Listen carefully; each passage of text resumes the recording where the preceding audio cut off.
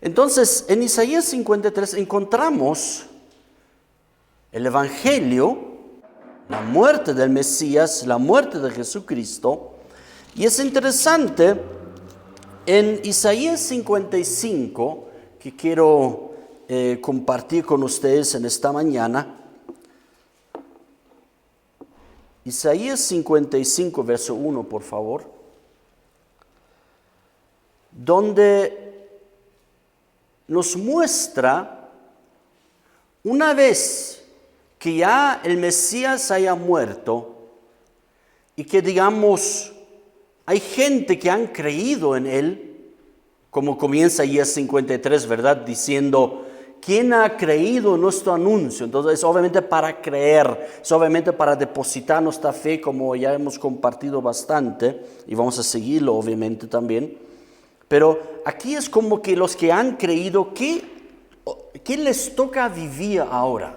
¿Qué es importante ahora para nuestra vida cristiana? ¿No? Y creo que podemos estar bastante seguros que el apóstol Pablo, en su carta a los Romanos, hace el mismo orden, presenta el Evangelio, presenta la muerte de Jesucristo del capítulo 1 hasta el 11, y a partir del capítulo 12 nos muestra de cómo ahora el cristiano, de qué debe ocuparse y cómo debe vivir. Pero eso para más adelante.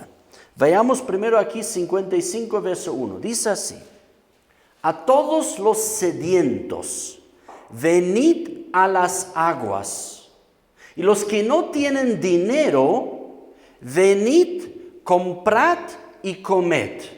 Venid, comprad sin dinero, sin precio, vino y leche.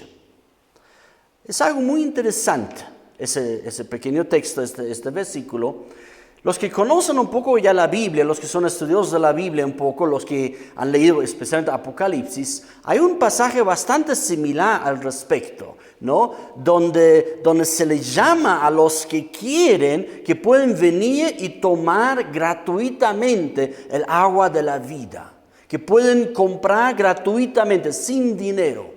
Y eso aquí habla Isaías justamente, que realmente esta relación con Dios, este realmente acercamiento a Dios, realmente se reconoce aquí nuevamente, como muchas veces en toda la palabra de Dios, es por la misericordia, es por la gracia de Dios, es en otras palabras, gratuitamente.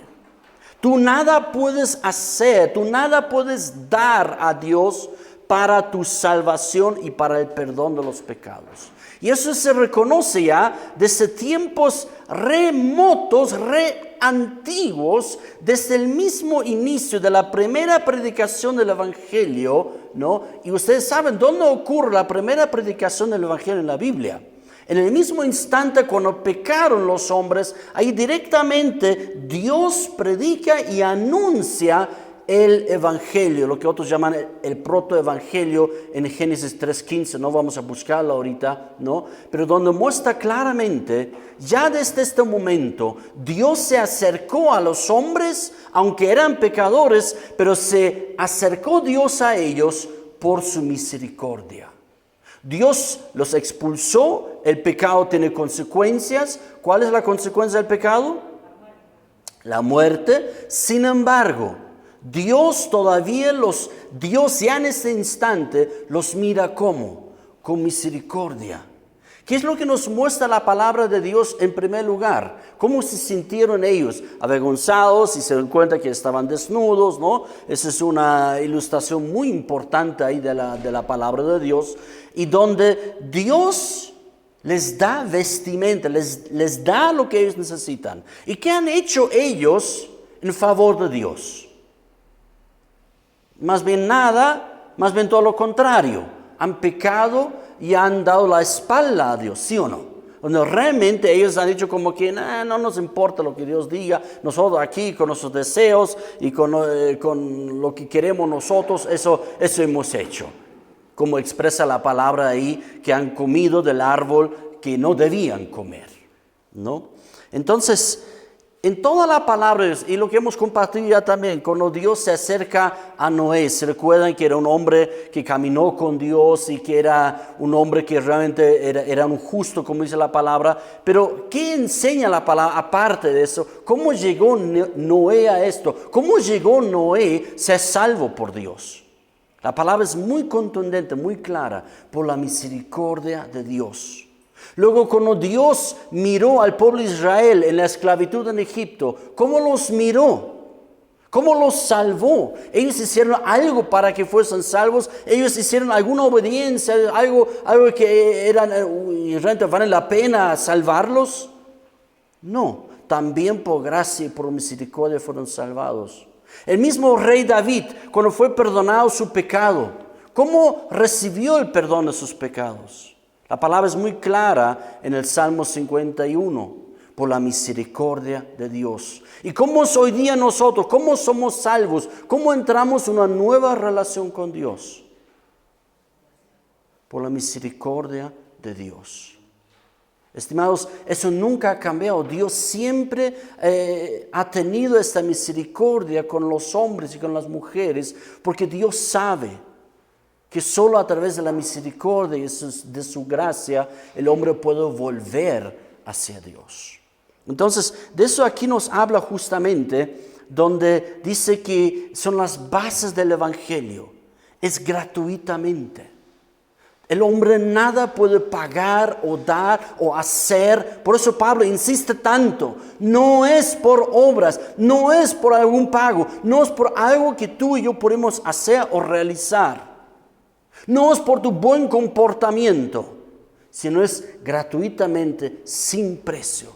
Vengan, vengan, vengan. Termina incluso el libro de Apocalipsis. Verso 3, por favor. Ustedes en la casa pueden leer todo el capítulo, es un hermoso capítulo, pero nosotros vamos a ver solamente algunas partes.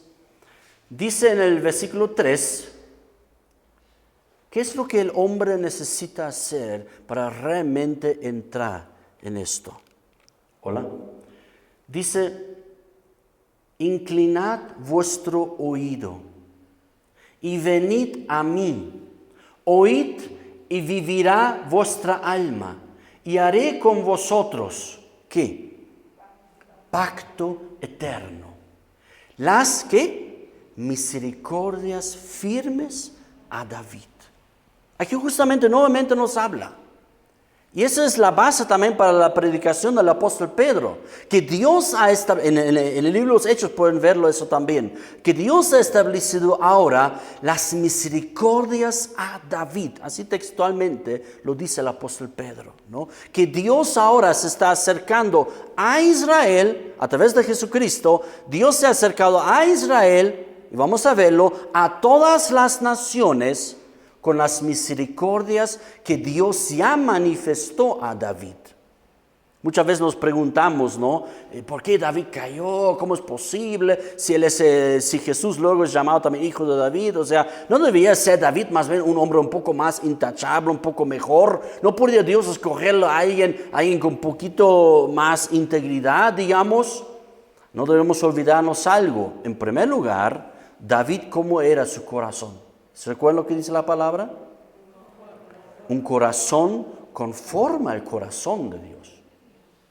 Pero él pecó obviamente, ¿no? Pero de alguna manera debemos observar en la historia sagrada, en la historia de salvación de Dios, es de alguna manera también una señal para mostrar las misericordias a David a las posteriores generaciones. De cómo Dios muestra a través de este hombre David, de este rey David, cómo Dios manifiesta su misericordia a este hombre. Un hombre que podemos llamarlo así, un vil pecador, ¿sí o no? Un vil pecador. Pero cómo Dios muestra sus misericordias, y mira lo que dice aquí, firmes a David. Cuando Dios derrama su gracia y su misericordia a un hombre, a una mujer, no os digamos, sino son firmes. El perdón y la gracia y el amor y la misericordia de Dios en la palabra son presentados como algo muy poderoso, como algo muy firme. Como dice Pablo también, el evangelio ¿qué es? Es poder de Dios. Poder de Dios. ¿Cuál poder? En primer lugar, el poder de Dios que necesitamos cada uno de nosotros. El poder de Dios que Él nos acepta, que Él nos ama, que Él realmente nos perdona. Este poder de Dios se manifiesta a través del evangelio. Amén. Entonces, y aquí habla ya de un pacto eterno que Dios va a establecer.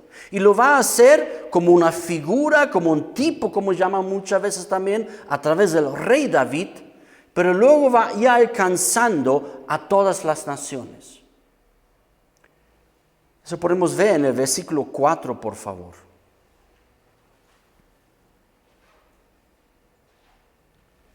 He aquí que yo lo di por testigo a los pueblos. Mira, ya no está hablando solo de Israel.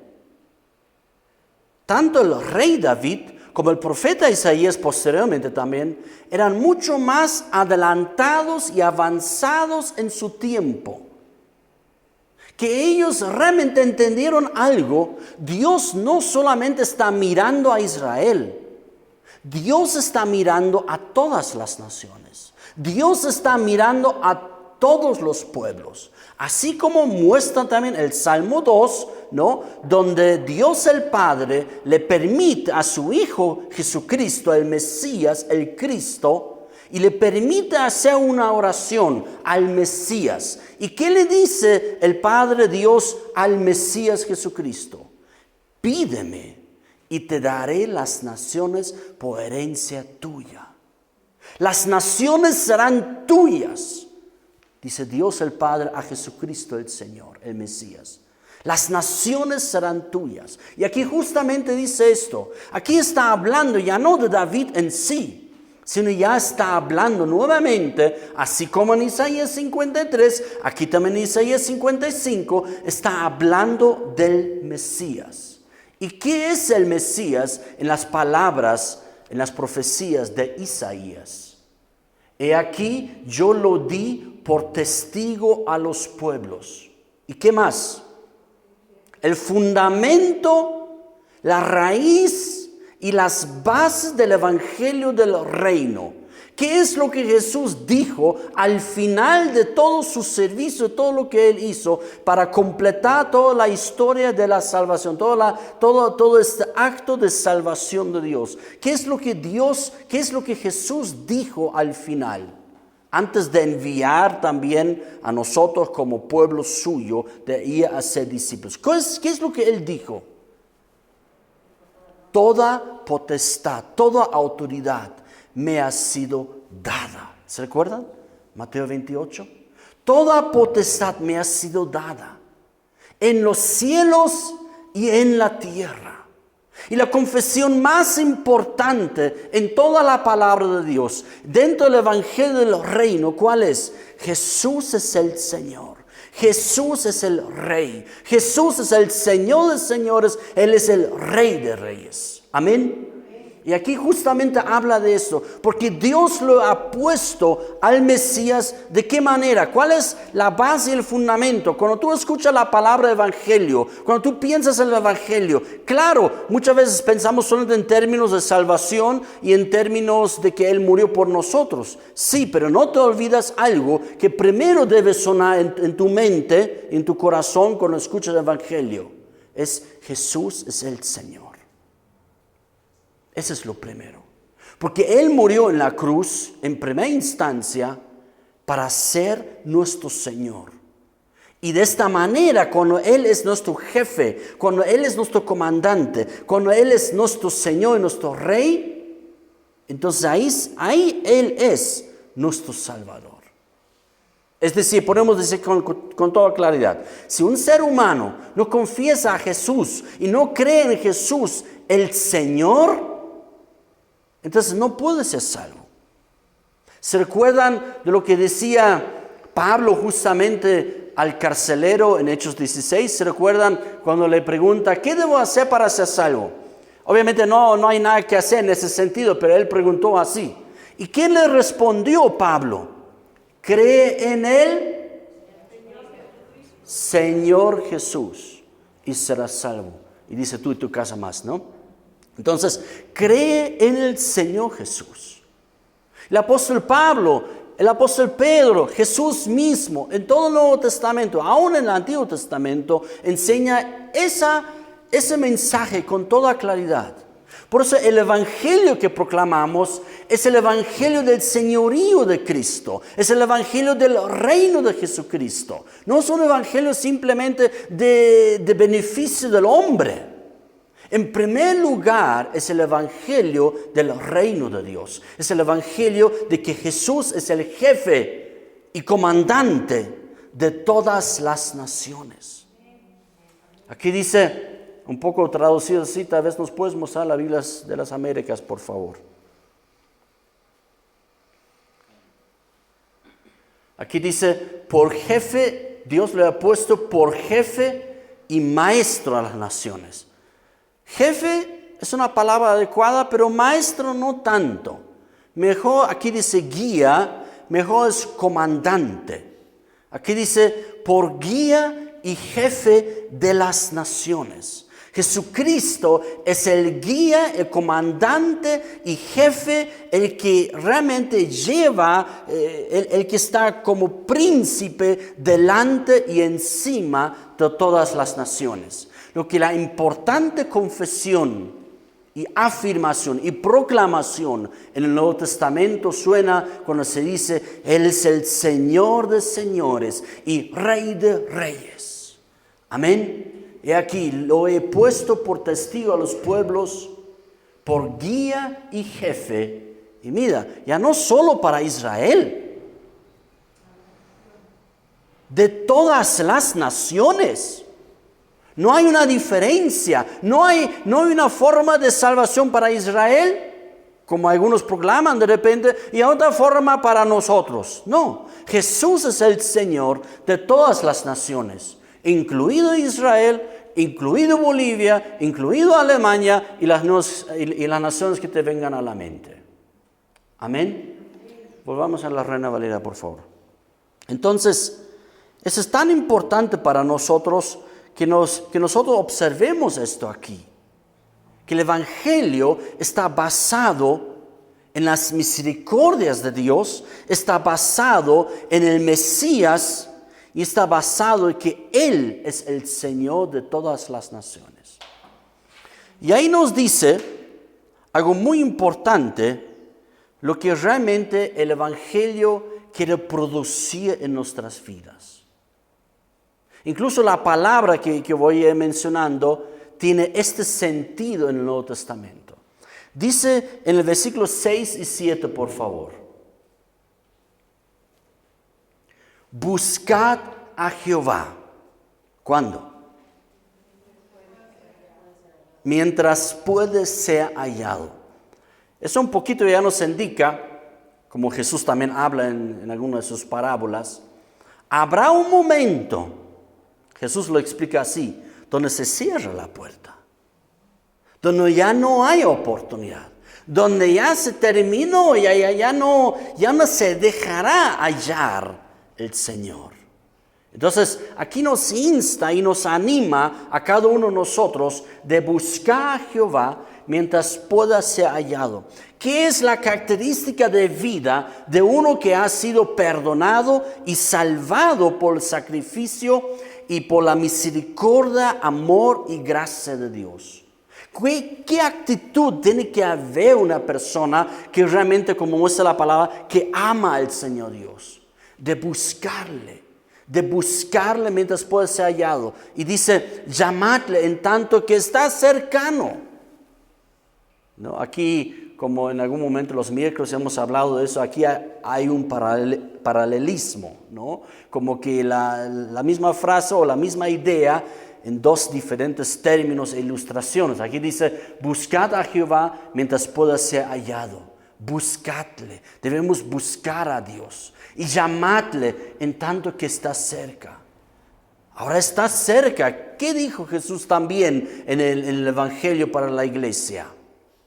¿Qué dijo Jesús? Y estaré con ustedes hasta el fin del mundo. Amén. Entonces, qué importante. Aquí nos habla ya de un principio del arrepentimiento. ¿Se recuerdan cuando Jesús inició, cuando Juan el Bautista inició su predicación, cuando Jesús empezó su predicación, cuando los apóstoles siguieron la predicación? ¿Qué es el mayor llamado que hacían a la gente? Arrepentíos. Arrepentíos. ¿Qué implica el arrepentimiento en la palabra de Dios? Implica dos cosas. En primer lugar, implica un cambio de mente, un cambio de pensar, un cambio de mentalidad, un cambio de corazón, un cambio de nuestro interior. Y por otro lado, un acercarnos a Dios, de cambiarnos, ya no de ir buscando mi vida y lo que yo quiero vivir y mis deseos y lo que yo anhelo y lo que yo necesito, etcétera, etcétera, sino realmente, Señor, ahora quiero buscarte a ti. A ti quiero buscarte, Señor. Yo quiero llamarte a ti, Señor. Entonces, buscad a Jehová mientras pueda ser hallado. Todo eso aquí son bases, enseñanzas fundamentales del mismo evangelio de los reinos, del mismo evangelio del Señor Jesucristo. Vayamos al verso 7. Deje el impío. Aquí está el llamado al arrepentimiento. Deje el impío su camino y el hombre inicuo sus ¿qué? Sus pensamientos. El concepto del Nuevo Testamento del arrepentimiento. Aquí está el concepto del Nuevo Testamento del arrepentimiento. En el Antiguo Testamento el concepto era todavía un cambio de vida. Ahora, eso no significa que no hay cambio de vida en el Nuevo Testamento, obviamente, ¿no? Pero va más allá. Donde es el concepto del arrepentimiento en la predicación de Jesús es un cambio de corazón, un cambio de mentalidad. En el Antiguo Testamento como que todavía el arrepentimiento es representado un poco por la circuncisión en la carne. ¿Me explico? Como que ahí ocurre, pero solamente así como superficialmente, como en lo físico solamente, ¿no? Sin embargo, en el Evangelio, ¿a qué circuncisión debemos llegar cada uno de nosotros? ¿Qué dice la palabra? Circuncidaos vuestro corazón. Amén. Donde realmente nuestra mentalidad debe cambiar. Nuestro pensar debe cambiar. Por eso dice, deje el impío su camino y el hombre inicuo sus pensamientos. Donde realmente hay un cambio de vida, un cambio de destino, pero este cambio de destino y cambio de vida ocurre cuando el hombre pecador cambia sus ideas, cambia sus pensamientos, empieza a restaurarse en su mente. Como a veces algunos dicen, no te han lavado el cerebro. Ojalá siga este lavado el cerebro cada día más con la palabra de Dios. Amén. Donde realmente es el mundo más bien que nos va a ir ensuciando cada vez más nuestra mentalidad y más bien la palabra de Dios, el Espíritu Santo, en nuestro actuar en Cristo, más bien buscamos cambiar y limpiar y restaurar nuestra mentalidad, nuestro pensar. Amén. Por eso hemos leído en este salmo, ¿no? Donde dice realmente los que no entienden, los que no tienen entendimiento, no buscan a Dios. Y lo contrario es totalmente correcto. Los entendidos buscan a Dios. Los que entienden, los que quieren entender a Dios, buscarán a Dios. O como una frase también el apóstol Pablo decía, y me encanta eso, cuando pensaríamos en la locura, en la tontera de Dios, si Dios se volviera en un instante bien tonto, bien tontito, dice Pablo, aún toda la inteligencia humana, todo el conjunto de la sabiduría y inteligencia humana, Dios todavía sería mucho más inteligente, aún en su tontera, comparando con toda la sabiduría humana acumulada, toda la sabiduría, todavía la tontera de Dios es más inteligente que toda la sabiduría de la humanidad. Entonces, debemos entender eso, que realmente lo más entendido, lo más inteligente y sabio en tu vida, en mi vida, es buscar a Dios, andar en sus caminos, vivir con Él, vivir bajo nuestro comandante y jefe, el Señor Jesucristo. Amén. Entonces dice, deje el impío su camino y el hombre inicuo sus pensamientos, y vuélvase a Jehová. Lo más inteligente, lo más sabio que un ser humano pueda hacer es volver a Dios. Es volver a Dios. Es confiar en el Señor Jesucristo. Es volver a vivir con Dios. Volver, ¿por qué? Porque todos nacemos alejados de Dios. Todos nacemos con el pecado. Todos nacemos con ese distanciamiento insuperable por el hombre. Un distanciamiento insuperable por el hombre. Todos nacemos así. El único que ha podido superar esa distancia entre el hombre y Dios es el Señor Jesucristo. Por eso decía, nadie viene al Padre sino por mí.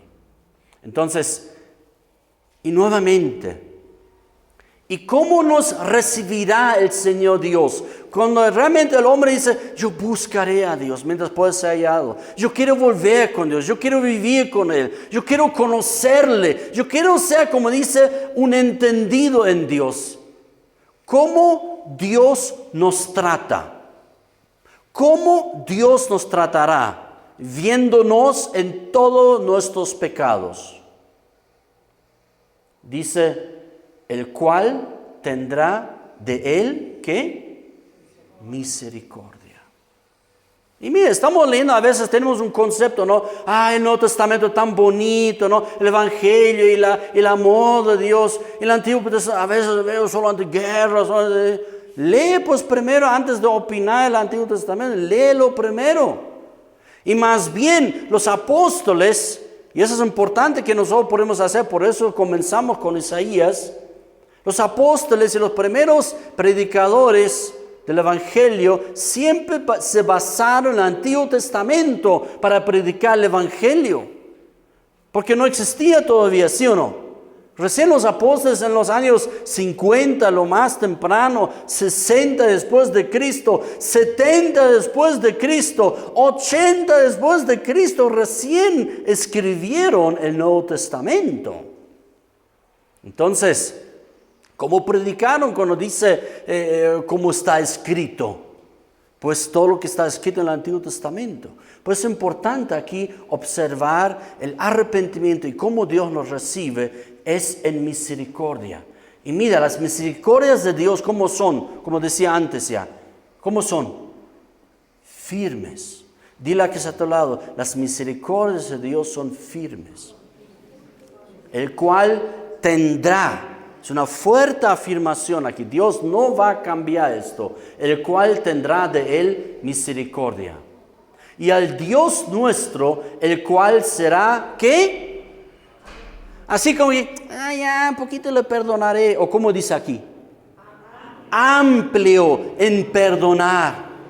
Amplio, dile a que está a tu lado. Dios es amplio en perdonarnos. Dios es amplio en perdonarnos. Dios no es tacaño ahí como, ya le perdonaré, ya tanto me ha rogado, ya ha hecho tantas cosas, siempre se congrega, siempre hace buenas cosas, ya un poquito le perdonaré, pero un poco más tiene que esforzarse para que le perdone todo. No, eso no enseña la palabra en ninguna parte. Él tendrá misericordia y Él es amplio en perdonar. Amén. Verso 8, por favor. Y ahí es muy importante, ¿por qué el hombre, tú y yo, por qué el humano, tú y yo, debemos cambiar y dejar nuestros pensamientos? ¿Por qué debemos ser restaurados en nuestra mente? Porque donde nosotros realmente podemos experimentar un cambio de vida, cuando nuestra mentalidad cambia, cuando nosotros empecemos a pensar como Dios piensa, cuando empezamos a mirar las cosas como Dios las mira, cuando nosotros realmente elevamos nuestra mirada, como también Colosenses nos anima, no miren ahí todas las cosas de la tierra, sino elevan su vista y mirad arriba, quien está sentado a la diestra de Dios. Amén. Entonces, porque mis pensamientos no son vuestros pensamientos. Ustedes pensarán ciertas cosas, pero yo no pienso necesariamente así como tú piensas. Y qué importante entender para nosotros eso, porque a veces nosotros tenemos una idea un poco rara de Dios, como que lo que pensamos nosotros, Dios debe pensar de alguna manera así también. De ninguna manera. Los pensamientos de Dios no son lo mismo de los pensamientos de los hombres, los pensamientos de los humanos. ¿Me lo pueden cerrar, por favor? Liz, ¿estás ahí? Por favor, cierran la puerta. Ahí está. Bueno. Dice, porque mis pensamientos no son vuestros pensamientos, ni vuestros caminos mis caminos. Por eso el hombre debe dejar su camino y debe ir a los caminos de Dios, y el hombre debe dejar sus ideas y sus pensamientos para ir a los pensamientos de Dios. Dice el verso 9, como son más altos los cielos que la tierra. Nuestros pensamientos siempre serán terrenales. Pero los pensamientos son tan distantes, tan altos como los cielos y la tierra. Como son más altos los cielos que la tierra, así son mis caminos, más altos que vuestros caminos. Y mis pensamientos, lo mismo. Los caminos de Dios están en el cielo, por decirlo así. Es una ilustración para mostrar la distancia, la diferencia, ¿no? Los caminos de Dios son tan altos como la tierra separada de los cielos. Así son los caminos de Dios y nuestros caminos. Y así también los pensamientos de Dios son mucho más elevados, mucho más inteligentes y sabios que todos los pensamientos e ideas de los seres humanos. Mis pensamientos son más que vuestros pensamientos. Amén. Vayamos por favor Romanos capítulo 12.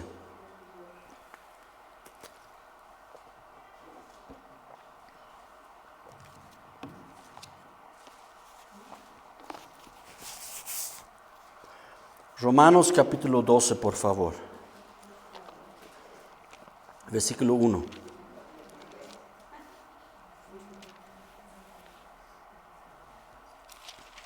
Dice aquí el apóstol Pablo, y nos hago recuerdo. ¿Se acuerdan del anterior versículo que hemos leído en la última enseñanza, donde hemos hablado de los 5 puntos de la reforma, ¿verdad? No de la fe cristiana, ¿no? Sino de la reforma, lo que ha sido importante, hemos analizado y todo esto. Pero ¿se acuerdan cómo termina el último? Solamente a Dios la gloria, ¿verdad? Y justamente aquí terminamos. Mira lo que dice, mostramos más bien antes 11:36. Porque aquí el apóstol Pablo termina la predicación del Evangelio. Así como para que el hombre pueda restaurarse para con Dios, para que el hombre pueda ser restaurado para con Dios. Y todo se desemboca, todo se llega, todo tiene un fin. El fin de Dios para salvar al hombre no es la salvación en sí del hombre. Hay muchos andan confundidos ahí como, ¿qué es lo más importante? Lo más importante es la salvación. No es lo más importante. Porque Dios salva al hombre para que Dios sea glorificado. Justamente a través de la salvación, justamente a través de su gracia y misericordia, que esta gracia y misericordia sea alabada. Eso es el fin. de que la gracia y misericordia de Dios sea glorificada. Y dice aquí en el verso 36, ya hemos leído eso la semana anterior, dice, porque de Él y por Él y para Él son todas las cosas. A Él sea la gloria por los siglos. Amén. Entonces aquí termina el apóstol Pablo una sección de su carta. Realmente podemos ver la carta de los Romanos en dos secciones. Uno, donde él pone todas las bases de la salvación del ser humano, que es todo para la gloria de Dios. Y luego empieza a dar instrucciones para los que ya han conocido a Cristo, los que ya viven en Cristo, y de qué deben ocuparse ahora, de qué debemos nosotros ocuparnos ahora. Y es interesante, 12.1, es interesante, donde dice, así que hermanos, ¿a quién se dirige ahora el apóstol Pablo? A los creyentes. Los que justamente lo que acaba de explicar el apóstol Pablo, del capítulo 1 hasta el 12, en otras palabras, de creer en el Señor Jesucristo, de creer en el señorío de Jesucristo, es un tema muy importante en la carta a los romanos, de creer en el señorío de Jesucristo, donde realmente Él es el Señor. ¿Y qué es lo que ahora debe vivir? El que ha creído realmente todo eso, lo que Pablo acaba de explicar del 1 hasta el 11 final. Y ruega a los hermanos, a la iglesia, que ahora tiene que dominar una acción, una actitud en nosotros. Como Pablo tanto insistía, y en todas sus cartas, en el Antiguo Testamento, en el Evangelio, en Apocalipsis, en todo lugar se insiste el poder ser restaurado para con Dios, es decir, para ser salvo, es únicamente por la acción de Dios, por la gracia de Dios, por la misericordia de Dios. Y aún, y es importante reconocer aquí, nuestro cambio de estilo de vida también está basado en la gracia y misericordia de Dios. Porque Pablo dice, así que hermanos, de nuevo, aquí se dirige Pablo a los que ya lo han creído. Esto es lo que estamos leyendo aquí, ya no es para una persona que no ha creído en el Señor Jesucristo. Si hasta aquí, por decirlo así, no cree todavía en el señorío de Jesucristo, bueno, tiene que volver a leer desde el capítulo 1, ¿me explico? Como que aquí inicia una sección que ya es para los hermanos, que es para los discípulos de Cristo, que es para los que son de la familia del Señor Jesucristo. Dice, así que hermanos, os ruego por las misericordias de Dios. Lo que acabo de explicar tanto, dice Pablo, lo que acabo de anunciarles y de proclamarles, que somos devueltos y restaurados hacia Dios a través de Jesucristo, por esta misma acción de Dios, por las misericordias de Dios, sigo. Y mira lo que dice aquí, por decirlo así, el pastor Pablo. El pastor Pablo dice, os ruego. Me llama mucha atención, no sé si te llama atención así, pero a mí me llama mucha atención que aquí el apóstol Pablo ruega a la iglesia, ruega a los hermanos. ¿Por qué? Porque lo que va a decir ahora Pablo, al final no se puede obligar. Nadie puede obligarte que tú vengas aquí. Nadie puede obligar que tú hagas algo para la obra de Dios o para la iglesia de Cristo, o que tú hagas algo para tu vida, ni siquiera el pastor, el apóstol, cualquier ministro en la iglesia. Nadie puede obligar nada a nadie, ¿sí o no? Pues yo puedo obligarte a leer la Biblia. ¿Yo puedo obligarte? No puedo hacerlo. ¿Puedo obligarte a venir aquí? No. ¿Puedo obligarte a orar, a buscar al Señor? Si ni en estas acciones sencillas puedo obligar, ¿Cuánto uno puede obligar a que uno inicie un cambio inventario mental? ¿Me explico? ¿Cómo uno no puede? Por eso Pablo dice, os ruego. Porque es la única acción que uno como ministro de Dios puede hacer. Hermano, os ruego. O sea, un poquito lo hace la pelota, lo da a los hermanos. Hermano, os ruego, por favor. O sea, ya depende de cada uno. Cuando yo digo, por favor, leen la palabra. Por favor, congreguen. Por favor, oren. Por favor, esto. Por favor, lo uno. Todo es un ruego. Como decía Pablo también en los Corintios. Y rogamos a todo el mundo, sed reconciliados con Dios. La predicación del Evangelio al final por parte de la iglesia es un ruego. Es un ruego. Es un animar y es un ruego. Y Pablo dice, os ruego, hermanos, por las misericordias de Dios, de volver a Dios. Os ruego, hermanos. ¿Y cómo debe ser caracterizada la vida en Dios después del Evangelio? Y viviendo dentro del Evangelio. Que presentéis vuestros cuerpos en sacrificio vivo, santo y agradable.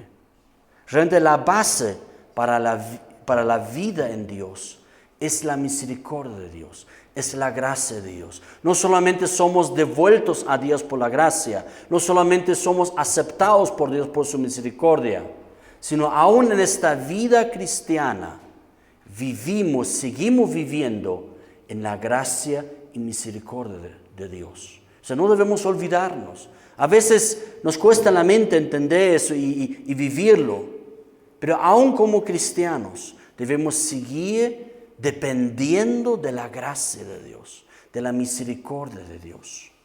Y dentro de esto, de presentar qué es lo coherente realmente, de que tú y yo nos presentemos mejor cada día a Dios. Señor, aquí está mi vida te sirve a ti, Señor, mi vida te sirve a tu obra, mi vida te sirve a tu glorificación.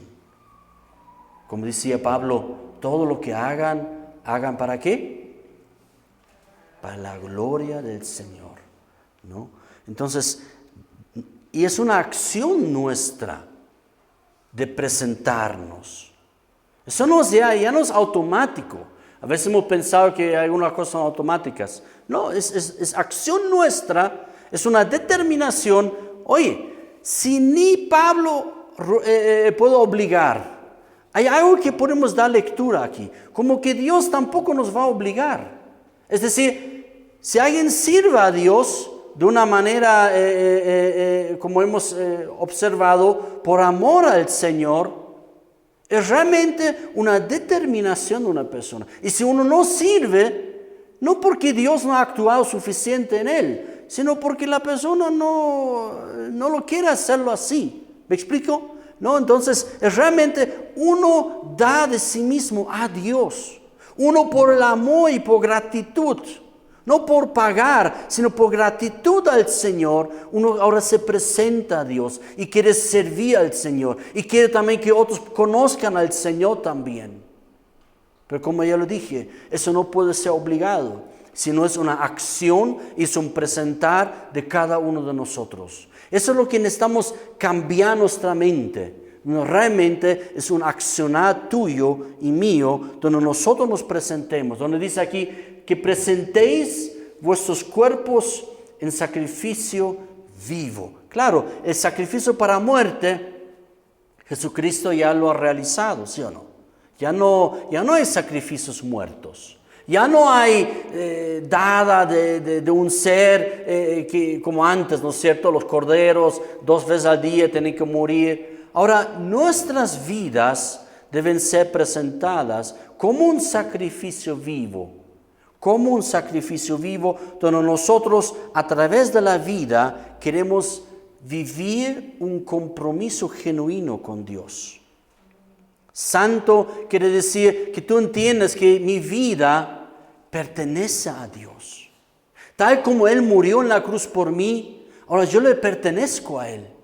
Ya no vivo para mí, Como decía Pablo también, ya no vivo para mí, sino todo lo que ahora yo vivo en la fe en mi Señor Jesucristo. Entonces, santo quiere decir esto, en primera instancia, que mi vida ya no me pertenece. Yo soy ahora de Él. Antes mi vida pertenecía al mundo, mi vida pertenecía al pecado y a las carnalidades. Ahora mi vida pertenece a Dios. Mi vida pertenece a Cristo. Y agradable. Como en el Antiguo Testamento siempre se entendía los sacrificios. Muchas veces, tal vez lo has leído en el libro de Levítico, ¿no? Donde queman algo y será olor agradable ante Dios. ¿Lo han leído? ¿No? Será olor grato ante Dios, ¿no? Alguna quema de algún animal, de algún sacrificio, ¿no? Pero ahora nuestra vida debe transferir este olor grato ante Dios, donde nuestra vida debe ser agradable ante Dios. Repito, no para ganarnos puntos para con Él, sino todo basado más bien entendiendo y cambiando la mentalidad por la misericordia de Dios, por el amor de Dios, por su gracia. Yo quiero ahora cambiar mi mente y quiero vivir mi vida para el Señor en un genuino compromiso para con Dios. Y Pablo justamente llama esto, lo que acabamos de observar aquí, de lo que una persona que ha sido aceptada por Cristo, una persona que ha recibido la gracia de Dios, que ha sido salvado por el sacrificio de Jesucristo. ¿Qué es ahora lo que dice Pablo aquí? Le toca vivir. Pablo dice aquí, aquí la Reina Valera más bien dice, eso es un culto racional. O sea, Dios espera de alguna manera un culto racional ahora por parte tuya y por parte mía. Un culto racional. No suena muy razonable ahorita, ¿no? Pero, ¿qué quiere decir esto, un culto racional? La palabra, las dos palabras que utiliza aquí Pablo tienen que ver con servicio y raciocinio. Gracias, Janet. El día miércoles, ¿no? A veces he tenido problemas con esa palabra, raciocinio, ¿no? Decía a veces, ¿no? Raciocinio. Un servicio a Dios, pero dentro del raciocinio. Eso es lo que Pablo está hablando. Un culto racional, textualmente, las palabras que utiliza es raciocinio y servicio.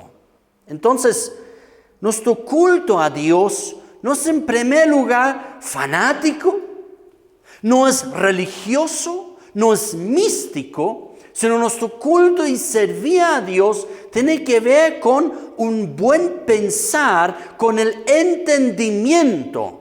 Porque en la palabra de Dios, los que no sirven y los que no buscan a Dios son los que no entienden, los no entendidos. Y más bien los que buscan y quieren servir a Dios y quieren obedecer a Dios, estos son llamados en la palabra en el reino de Dios, los inteligentes, los sabios y los entendidos.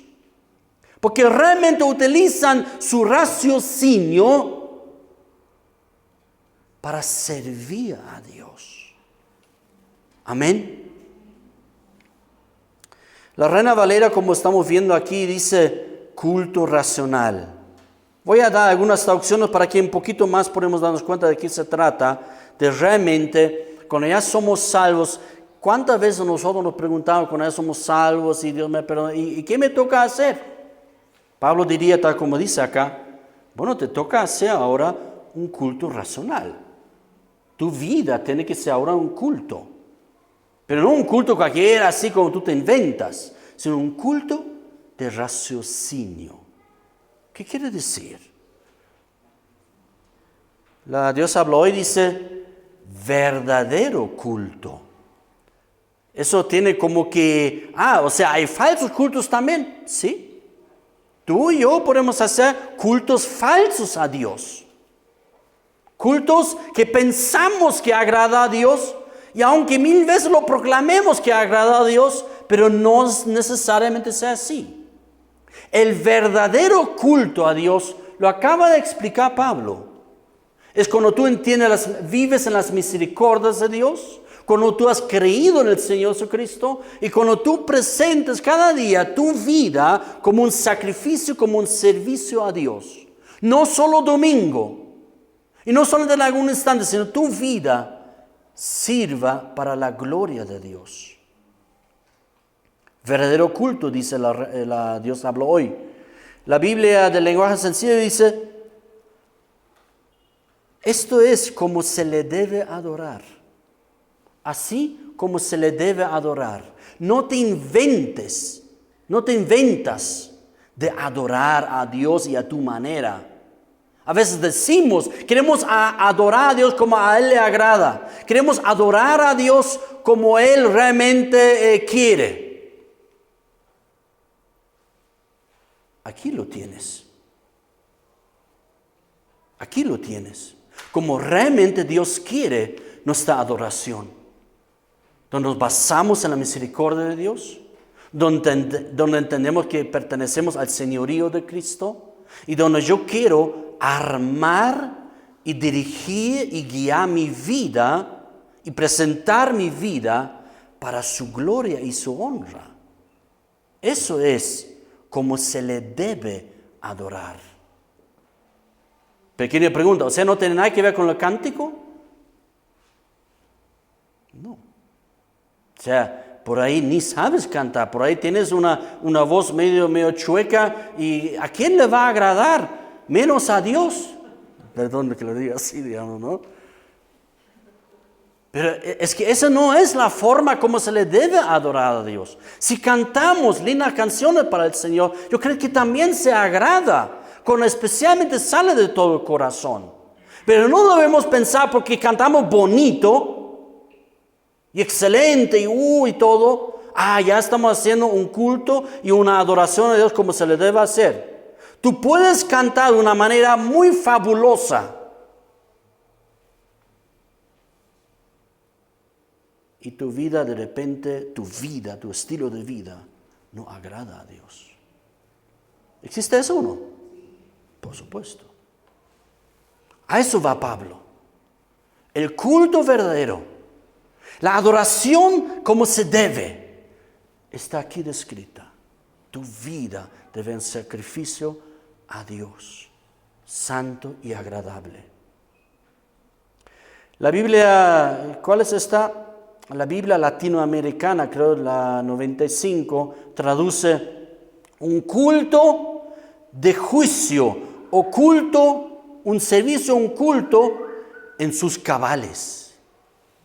¿No? Interesante, ¿no? En sus cabales. La King James, no sé si lo tienen ustedes, la inglesa, no voy a decir en inglés ahorita, sino en español, dice un servicio razonable. Voy a dar mi propia traducción, si me permiten. Es un poco más larga. Eso de lo que Pablo aquí llama servicio de raciocinio, podemos llamarlo también, es un vivir y servir coherentemente a lo que yo he creído en Cristo. Es un vivir y servir coherentemente. Que Cristo ha dado su vida por mí, que Él ha dado su sacrificio por mí, que Él me ha perdonado todas mis maldades. Ahora, por amor a Él, y como entendiendo Él es mi Señor, yo soy su doulos, su esclavo, quiero vivir para el servicio a mi Rey. Muy parecido con el Antiguo Testamento. ¿Se recuerdan las leyes de la esclavitud en el libro de Éxodo? Que si una persona fuera vendido como esclavo, hombre o mujer, fuera vendido como esclavo por deuda, a veces ocurría esto, ¿no? Entonces debía servir 7 años a este amo, pero en el 7º año debía ser liberado.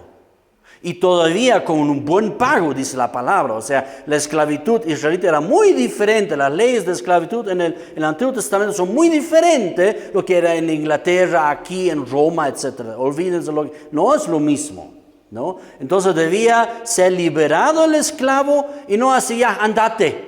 Ya me has servido 7 años, ya andate, dice Dios. No, lo tienes que despedir con abundancia, dice la palabra. Muy interesante, ¿no? Pero bueno, pero existía la posibilidad, y obviamente eso existía cuando el amo, el dueño de un esclavo, lo trataba muy bien al esclavo. Existía la posibilidad en una libertad del esclavo para ser esclavo de su amo, de su dueño, por el resto de su vida. Y eso es un poquito donde yo quiero apuntar. ¿Eres esclavo de Jesucristo solo para ser salvo? ¿Solo para estar en el reino de Dios? ¿O eres un esclavo de Jesucristo por convicción? Un esclavo de Jesucristo que le quieres servir porque tú has sentido y te has dado cuenta, es que Él me ama. Es que Él me ha perdonado. Es que yo quiero servir a mi Señor, a mi amo Jesucristo, al dueño de mi vida. Le quiero servir por amor. Eso es el culto racional. Es un vivir y servir coherentemente. Una vida en la misericordia de Dios que al final del día funciona y cuadra matemáticamente en el reino de Dios. La palabra que utiliza Pablo aquí es logiken. ¿Era logiken? Logiken, ¿no? Tiene que ver con la lógica y con la matemática, con algo raciocinio, con algo que cuadra, que está en sus cabales.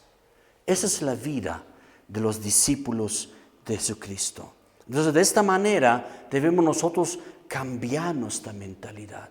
Debemos cambiar nuestra forma de sentir y nuestra forma de pensar. Porque así justamente termina Pablo aquí en el verso 2, por favor.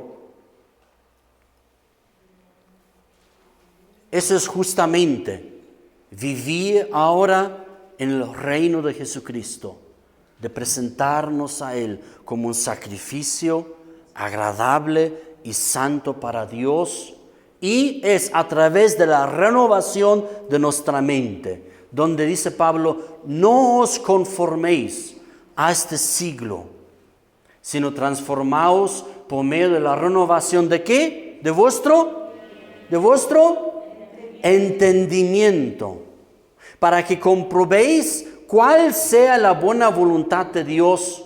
Otra vez, la voluntad de Dios, hay que cambiar la mente. ¿Cómo es la buena voluntad de Dios?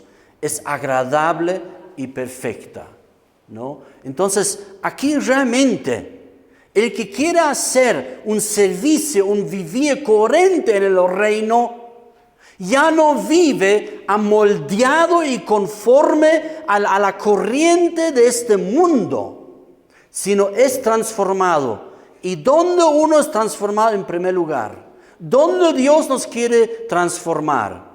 El profeta Ezequiel decía en el capítulo 36, y yo quiero sacar el corazón de piedra y les voy a dar un nuevo corazón.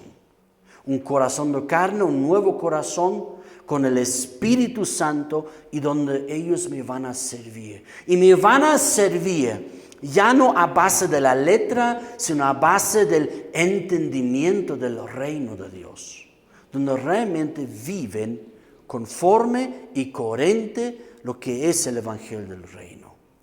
Amén. Vamos a ponernos de pie, por favor.